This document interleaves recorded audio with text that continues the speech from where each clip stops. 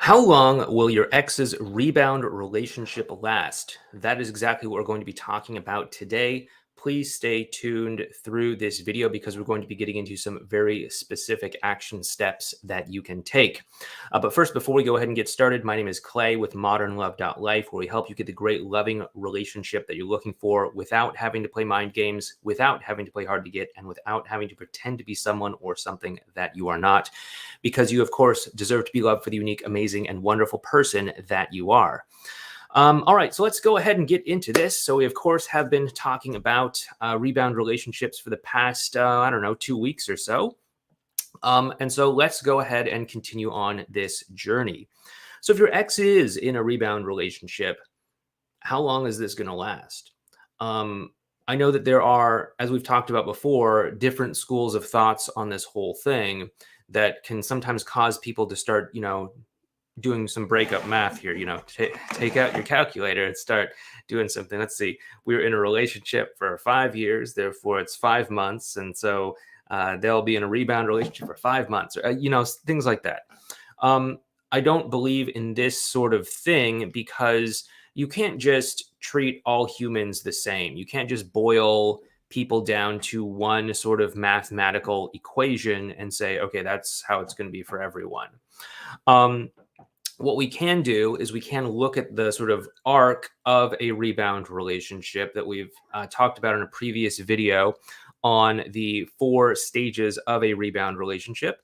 If you missed that video, we'll go ahead and put a link to it right up there in a video card. So check it out. It's very, I think, informative for people who may not necessarily understand exactly what's going on. But the important factor in a rebound relationship is not really time. It is the way that your ex is dealing with their emotions and what they are focusing on. Because again, the core common denominator of a rebound relationship is that the person is in the relationship for reasons other than normal, deep compatibility with a partner. They are instead in a relationship due to a reaction against the breakup that they had with you, or maybe some sort of story that they want to tell themselves, some sort of narrative of like, oh, hey, look at me. I've moved on from my ex because I'm in a relationship with someone else, or I came out on top of the breakup because I got into a relationship first, or whatever it might be. And so the rebound relationship forms because of this attachment to an emotional narrative more so than an actual emotional connection. It forms due to an attachment to a story that they want to tell themselves, or a reaction to the relationship more so than the actual experience of, hey, we've got a lot in common. I mean, of course, they're going to think that they got a lot in common. They're like, oh, yeah, because they're going to be projecting all of their hopes on what they want into a partner into this new person. And they're going to say, oh, you must be so kind. You must be so caring and loving and all of these things because I really want you to be. But that is just, again, that reaction phase of the rebound relationship where they're just reacting to the previous relationship or reacting to some sort of circumstances that they find themselves in. And when this reaction phase is unfolding, it is going to be pretty common for them to be pretty strong in that relationship because they're not actually dialed into reality. They're not actually getting real with what is actually happening here, which of course is the second stage. I'm not going to go over all the stages because we have that whole other video that I told you about. But this is, of course, an important consideration in all of this is, are they just still in the process of reacting to the breakup or reacting to circumstances, and the blindfold is on and they're just not seeing the red flags or the challenges or the incompatibilities or whatever?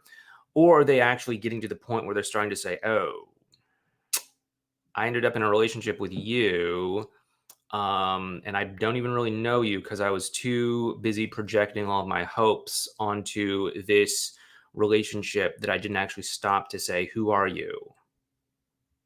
Do you actually match up with my hopes for reality? Do you match up with my hopes for a relationship? Do you match up with what I'm wanting?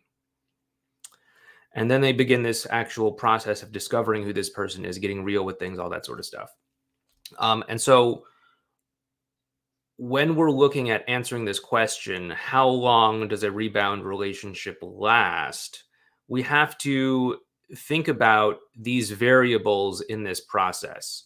Now, of course, as someone starts to understand who they're actually in a relationship with and start to realize there could be incompatibilities, or they just don't want to be in a relationship with someone with certain qualities or whatever, that of course can strain a relationship and cause that relationship to end in a breakup. Of course, they can work their way through those challenges and come out the other side and form like an actual organic connection with one another. Um, but how long, as sort of a rule of thumb, is it going to take for all of this to happen? And of course, this is a variable based on a lot of different factors, like your ex, their ability to process their emotions, their willingness to confront certain things, their addiction to making things look or seem a certain way as opposed to dealing with reality in front of them, all that sort of stuff.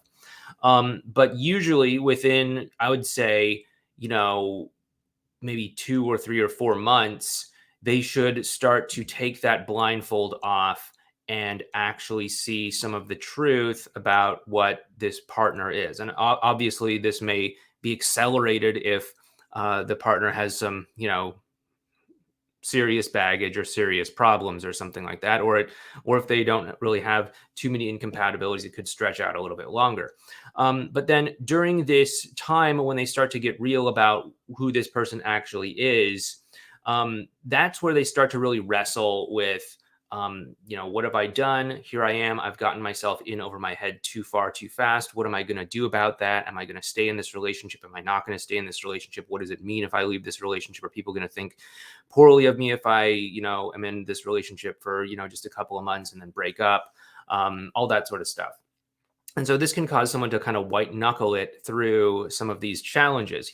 Just like how people don't want to break up with someone right before Christmas or right before Valentine's Day. It does happen, but most people try to put that off until after those holidays have passed because they don't want to be the jerk that dumps someone right before Christmas or the jerk that dumps someone on, February 13th or something like that.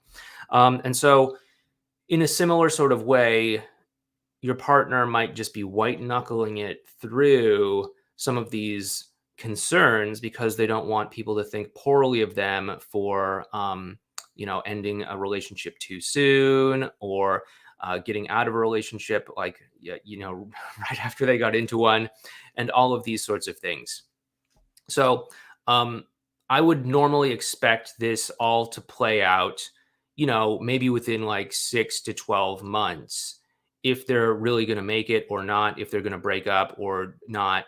I would expect this to play out sort of within that window. Is it always going to play out within that window? No. It could take longer, it could take less time, obviously, depending on so many different factors. But these are some things that you want to think about.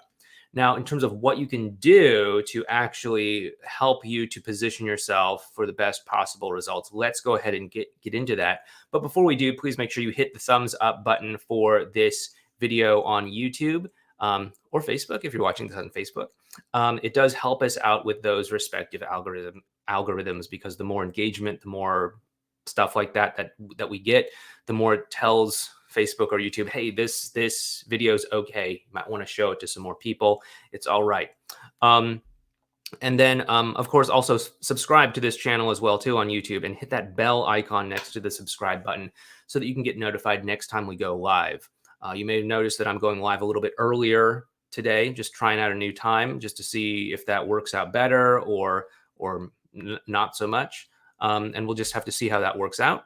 But just trying out something new today. But anyway, make sure you hit the bell icon so that you can get notified next time we have a scheduled live stream, so that I can get to know you, talk to you, all that sort of stuff in the chat section, as well as, just get notified when we publish and upload new videos as well. But anyway, what you can do if your ex is in a rebound relationship, as we've already talked about, is number one, avoid putting down the rebound, right? If you put them down, if you say, hey, this person's bad news, this person is not good for you, this person has all these problems, you should break up with them, you shouldn't be with them, it's only going to backfire on you because it's going to seem pretty clear that you have a conflict of interest in all of this. You want to get back together. You've probably made that clear to your partner at some point. And so it's going to seem like, okay, yeah, you're just saying that because you want to get with me. And so it's going to actually, in the sort of a counterintuitive way, drive your partner deeper into that rebound relationship. So instead, what you want to do is you don't want to put that person down. That does not mean you have to sit around and have a nice latte with your ex and listen to them gush about how amazing their rebound relationship is. uh, uh, so a couple years ago, there was this guy going around and talking to all of these relationship experts who he was like a TV producer or something, and he wanted to put on a TV show, um, some sort of reality TV show. And I got contacted as one of the potential people to be on the show. And so he put together this sort of like mock conference call on Skype with like me and a couple other people. And, just sort of like recording it to make sort of like I guess some sort of like sample thing that they could pitch to TV shows and be like, hey, yeah, we should make a TV show like this. It never panned out. It never went anywhere, as far as I know.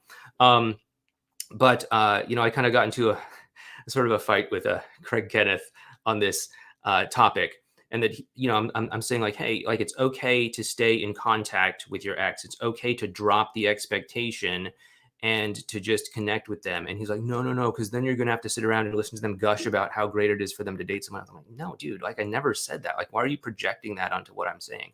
But it was a really weird experience. Anyway. I'm sure he's a nice guy. I'm sure he's a great guy. Just a weird moment. But anyway, you don't have to sit around and listen to your ex gush about how amazing their rebound is. Obviously, enforce some sort of boundaries when you need to, but don't actively put that person down.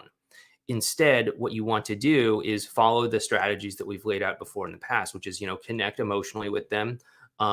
Let them figure out what they want to do with their rebound on their own. When they start to bring problems forward, let them connect the dots on their own so they can realize, okay, hey, this isn't working. Maybe I should break up. Hey, this isn't working. Maybe I should end this relationship, or whatever it might be. But if you are telling them to do it, now it's not their idea. It's you trying to convince them to do something. They need to have their own idea about ending the rebound relationship, or that, hey, something else is better for me, or this isn't working, or whatever. So you can obviously ask them questions to help them connect the dots. Hey, that sounds really hard that the two of you are fighting right now. What do you think you should do about it? Like that's like way different than, yeah, that guy's bad news. You should break up with him and get together with me. Like obviously there's a conflict of interest in that. But as you do this, you also want to stay focused on the emotional connection between you and your ex. If you're increasing that emotional connection, then you're going to, obviously be creating the space for the two of you to come closer together. They're going to want to spend more time with you and connect more deeply with you if the two of you are actually connecting well. This is where maybe my take on things sort of differs from other people, because they often want to have you just do no contact to the point where your ex is just willing to crawl over broken shards of glass to be with you. And that can work sometimes. And many times it might make sense to do that if your ex is in this reaction stage at the very beginning of the rebound relationship. Depending on some other specifics and all that. But you don't want to just rely on no contact alone, because no contact alone is not necessarily going to demonstrate to your ex that things are going to be better. I mean, especially if the relationship between you and them ended because things were pretty bad. There was a lot of major problems in your relationship. They're not just going to automatically say, wow, this rebound relationship is really tough. Oh, geez, maybe I should go back to all of those problems that I had with my previous partner. All the arguing, all the disagreements, although, whatever it was. No, they're not necessarily going to want to do that. But if the two of you are able to stay in contact when it makes sense and to create an emotional bond that brings the two of you closer together, then that can totally create an opportunity for the two of you to actually see a future with one another and grow closer together. But you have to be able to focus in on that emotional connection. Again, if you just focus in on the emotional connection, it's going to take care of so many problems that are showing up in a lot of the comments that I'm reading and a lot of the things that people are sending in and all that sort of stuff. So don't worry about the rebound relationship.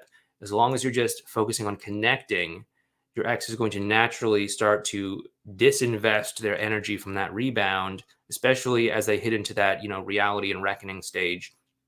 And then they're going to start investing more and more of that energy into the connection that they have with you, because it's going to feel good. It's going to be a genuine, authentic, organic connection. It's going to be one of the most probably authentic connections that they're going to have, in recent times.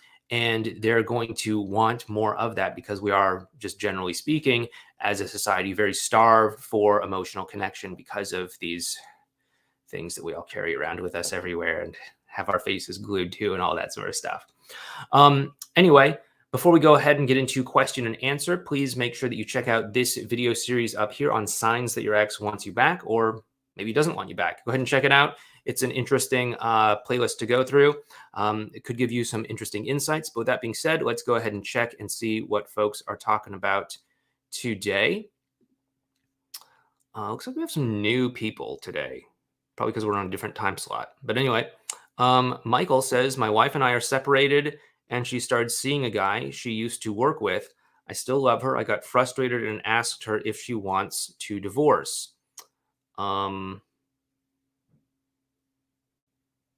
Michael continues a little bit further down with, she said right now, yes, I guess to getting divorced, but is holding off because we don't know what the future holds. What does this mean?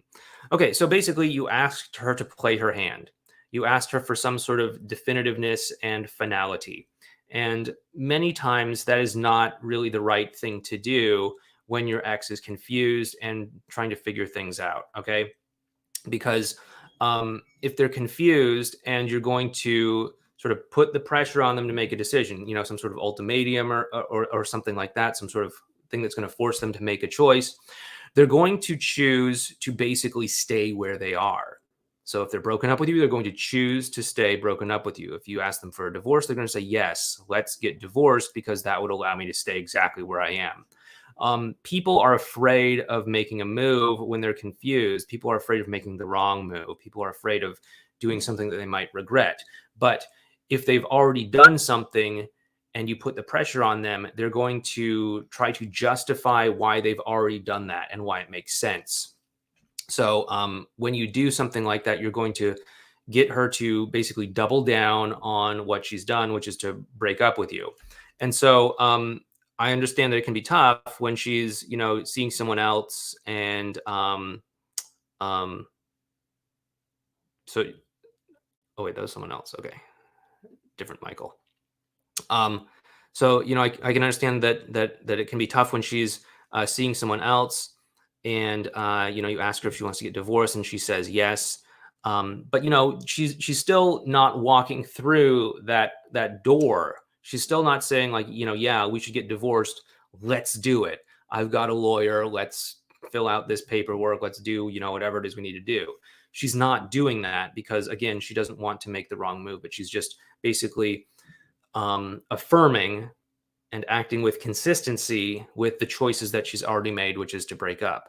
So what I'd really recommend that you do is to pull the pressure off of any sort of definitiveness at this point in time, because if she is confused, if she's not sure what she wants, the last thing you want to do is try to force a decision at this point. We have those 5 stages of getting back together. You can go ahead and check those out up there if you have not seen that playlist yet. But if she's at, obviously Wall of Reactions or Test Drive, but also Riding the Dragon, and you try to force a decision on her, it's not the right time. You want to do that when she's past those and at, crisis point or, potentially new beginnings, if somehow she's needing to make some sort of big decision at new beginnings. But if you are able to do that, then it makes sense to put some pressure on her to make a decision, because it's then very clear that there is a connection between the two of you, and then you can leverage that connection. But if that connection is still building, it's still something that's being nurtured, then I wouldn't recommend putting that sort of pressure at this point in time. Another Michael says, "Hey Clay, may I ask you?" Yes, you may. My ex and I broke up on the 16th of January. So far, she is still single, at least what our mutual friends told me. If she starts a new relationship now or in a month, is it still a rebound? Again, the whether or not it's a rebound isn't dependent on how long it's been since your breakup. So, if it's been 2 months or 3 months or whatever, that's not necessarily to say, okay, if it's past this certain threshold, it's not a rebound anymore. It's like a real relationship, whatever that means. Um, it's dependent upon how she's dealing with her emotions. Is she dealing with her emotions and saying like, okay, I really need to, get over Michael, so I'm going to date someone now. That's very different than, hey, I met someone, we have a lot in common, we have so many, mutual interests and blah blah blah blah blah. It's like so different. One is a reaction to the relationship that she had with you, or a reaction to some sort of circumstance that she's having with you, whereas the other one is like an organic connection that develops over time.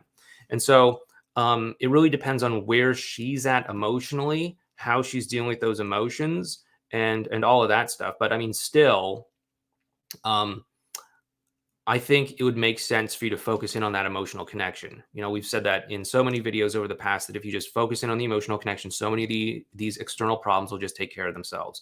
Whether it's a rebound, whether it's some sort of organic connection or something like that. If you just focus in on connecting with her on an emotional level and nurturing that emotional connection, making it stronger, you're going to be doing what you need to do to really help her to see that there is a possibility together with you.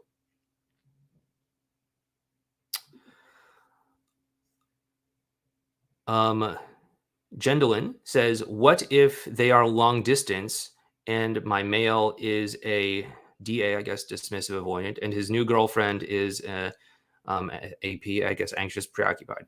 Okay. So again, I did the whole thing on, attachment styles. I would be cautious about using those as labels to define people. Um, But if there is long distance involved in the picture, obviously that's an extra layer of challenge in a relationship, because obviously you can't see that person on a day-to-day basis. Most likely, there are, of course, trust issues that come into play as well too. Like, can I really trust that you're spending time with your friends? Can I really trust that you're not seeing someone else? Can I really trust all this sort of stuff? Of course, there's also the weight of not having like physical contact and seeing people in person and all that sort of stuff that can sow seeds of doubt and jealousy and things like that. So that, of course, is an extra complication that could put extra pressure on the relationship when it comes to that reality stage of the rebound relationship. I mean, it's still a rebound relationship. It sounds like from at least what you have shared with me. So I'm just going to assume that it is a rebound relationship, but it's probably going to make the reality stage of those 4 stages come faster because of all the extra complications that a rebound relationship can cause, unless this is just some sort of like relationship on paper where it's like, okay, I can say I'm in a relationship so I can, I don't know, feel better about myself, or post on Facebook that I'm in a relationship or something. But there's no like actual tangible real relationship there. I mean, that's like one thing, but I mean, I would imagine that it's probably just going to accelerate the whole process of the rebound relationship. Um, oh, you continue on with saying that that's what I'm not sure where this is coming. But you're implementing no contact. Okay, maybe that makes sense. Maybe it doesn't. Not sure. The thing is, we never argued or fought, and were relatively a good pair. So much so that he decided to get my name tattooed on him, as he mentioned never connecting with any one person like me. Then all of a sudden, he decides to break up with me out of nowhere. Well, I go to the hospital and cites that I'm so depressed during COVID that I didn't do the dishes or fold the laundry enough. Um, this is after I was helping raise his son during COVID and doing school all day long with him while I was doing my master's on Zoom simultaneously. Yeah. So, I mean, again, COVID has caused a lot of pressure for a lot of people. It's caused people to have to adjust to situations that may not necessarily be comfortable for them. You know, Obviously, if you have to like all stay at home, you have to, you can't go to school, you can't escape the mundane, daily chores around the house, etc.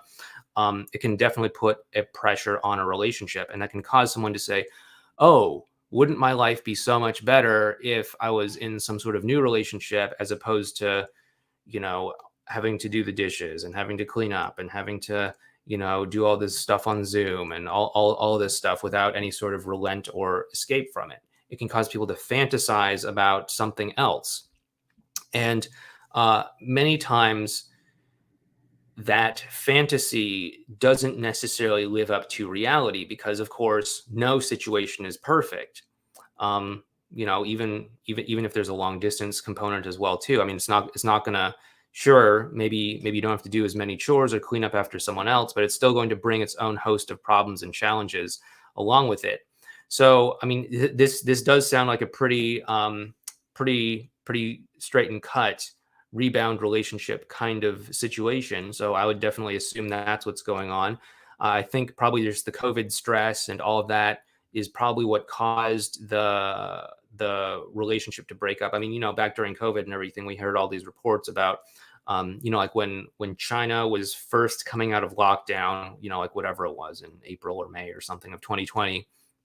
Um, Apparently, the divorce office was just being flooded with people wanting to divorce their spouse after being locked down with them for whatever it was, like a month or two or three or something. Um, and that's just one thing that can happen because you're just stuck with someone in a sort of home environment. There's no like, okay, yeah, let's go out to this romantic restaurant. Let's go out on this vacation somewhere. Let's go, do whatever. You're just stuck with them. You get to see them at their, let's just say, least attractive in pajamas and sweatpants and all that sort of stuff. You obviously have to do chores, do dishes, clean up, all that sort of stuff.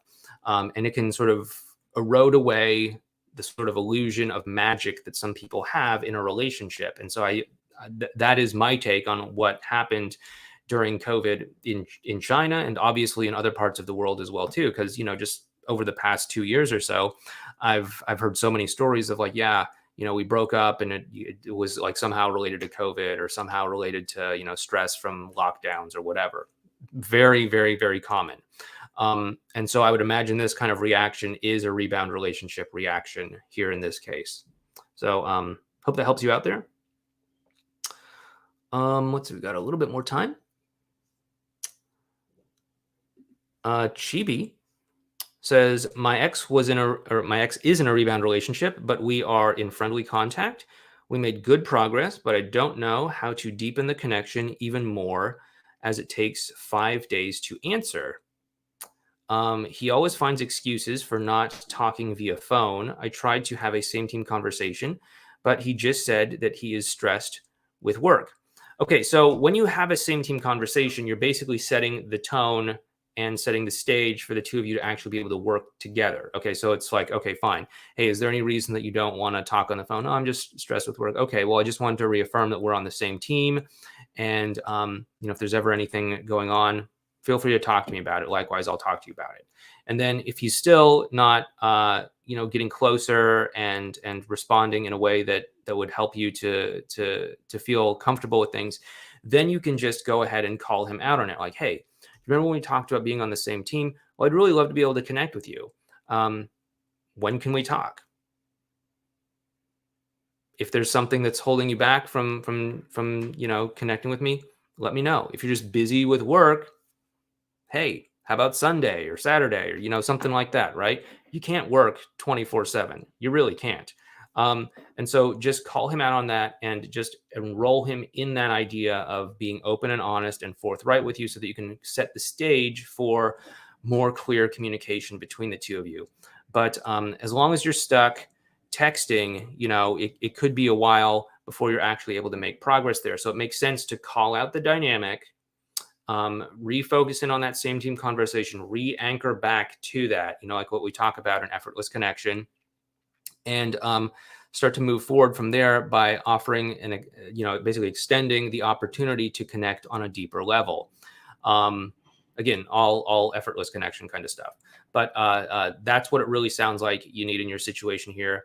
It sounds like you're kind of locked into a situation that's not allowing you to move forward. So what we really need to do is we need to call it out, shake the snow globe a little bit, and see if he is willing to take that step forward. If not, we may have to employ some other strategies from effortless connection. I mean, you're talking about things from effortless connection, so I'm guessing you're signed up.